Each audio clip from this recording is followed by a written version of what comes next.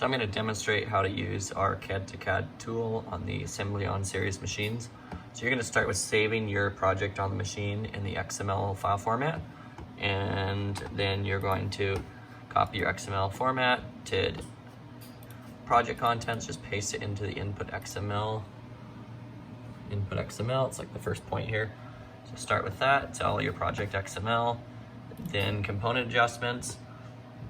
This is if you have any, like when you import from your Altium Designer, whichever software you're using, if there's any tweaks that need to happen before it goes to the pick and place machine. So maybe it's a rotation, maybe you're using a substitute part on the machine. You just want to put those details in there. Maybe a capacitor needs to be flipped 90 degrees, and just for some reason the rotation from your software is different than from the machine ones. And then you have your mount locations, and so you can just paste in all the XY coordinates of all your parts, rotation, right from your Altium Designer assembly file or whichever software you're using. And what it does is it takes the input XML, the project you set up on your Topaz or on your Assmebleon machine. You're going to have the board size and your fiducial mark set up. So you're just setting up the base board, and then you're going to have your library set up on there as well. And so then once we go to output XML, it just generates an XML incorporating all of the new placement points. You can also preview this and just see what the board looks like, what parts are there. You want to make sure to optimize it once you bring this into the machine, because we just use kind of one nozzle for everything. But yeah, so just copy paste your output XML, put it onto the machine. And if there is any components in your bill of materials that were missing or that weren't found on the machine, you get a little notice here. It says these parts weren't found. Well, fiducial mark doesn't matter. These capacitors here, we're not populating those, it doesn't matter.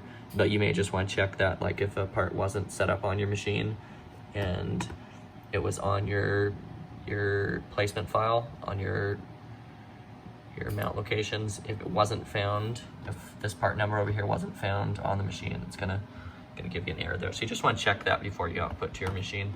But yeah, so just output that, optimize on your machine, and you're ready to start producing.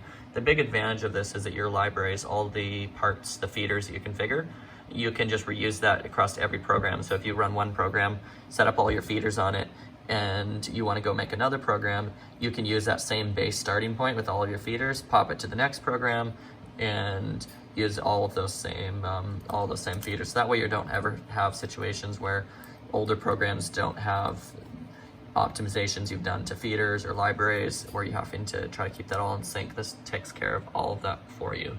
So should be super useful. We use it here. We've been using it for the last year. Super useful, and I hope you find it useful too. If it helps you save time, consider donating to continue development, and we can keep making the software super great for everybody. And yeah, just pretty stoked to see it come to life here. See, it gives a nice little rendering. This is all of these coordinate details, like the size of these parts, all that's taken from the machine. It's all that's stored in the XML, so it keeps all of your parts, all of your libraries, all that's stored in there. So that preview is just generated just from the information that's stored on your machine for those parts, and then your locations and rotations. So there you have it.